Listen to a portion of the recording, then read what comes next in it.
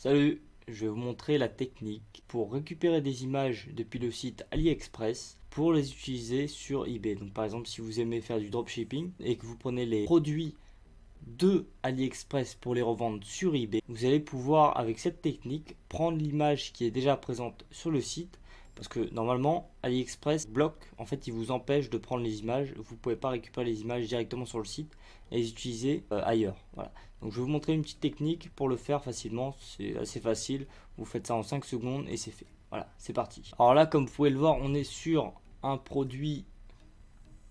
Donc c'est un hub USB, donc voilà, un truc qui peut se vendre sur eBay comme sur AliExpress. Bon, pas très cher en plus, 4,47 € en promotion. Donc là par exemple, vous voyez là il y a la photo. Si on clique dessus, ça fait rien du tout. Ça fait juste un zoom en fait quand on passe la souris dessus.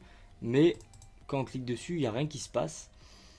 Si on fait un clic droit et qu'on essaie de récupérer l'image, vous pouvez voir qu'on peut pas il n'y a pas l'option pour récupérer l'image. Mais ce qu'on peut faire, c'est par exemple Open Link in New Tab. Alors quand vous faites ça, voilà ce que ça va vous mettre. Ça va vous mettre blank blocked. Voilà, en fait c'est bloqué, vous pouvez pas ouvrir le lien de l'image. Donc ce que vous allez faire, c'est que vous allez faire CTRL, Maj et J en même temps. Donc CTRL, Maj et J. Voilà. Ça va vous ouvrir une fenêtre qui s'appelle l'inspecteur d'éléments. Voilà. Donc une fois que ça c'est ouvert, vous pouvez le redimensionner à votre taille. Vous allez être sûr que vous êtes sur éléments. Voilà. Une fois que vous êtes sur éléments, vous allez cliquer sur ce petit icône à la gauche là. Donc select an element in the page. Vous cliquez dessus. Vous allez surligner l'image en bleu. Vous cliquez sur l'image une fois que c'est surligné.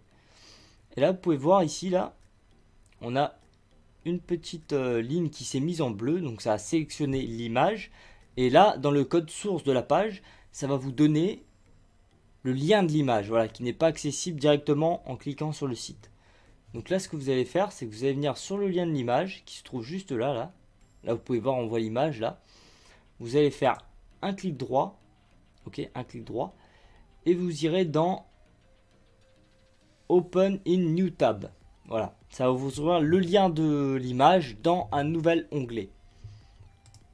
Donc on fait ça et voilà. Voilà, vous avez votre image qui s'affiche en pleine résolution. Elle n'est pas toute petite avec des pixels.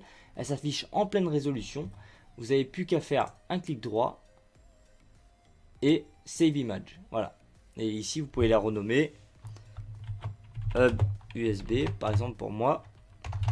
Et on sauvegarde l'image. Voilà. Vous pouvez zoomer aussi, dézoomer. Et vous pouvez faire ça avec toutes les images du site. Voilà. Si vous aimez le hub USB en blanc, voilà, vous faites pareil. Ou par exemple, vous voulez mettre toutes les photos, par exemple. Et bien, vous allez faire ça sur chacune des images. Par exemple, celle-là, on clique une fois dessus. On fait un CTRL, je répète, CTRL majuscule et J. Voilà. Ici, ça s'ouvre. On va dans éléments.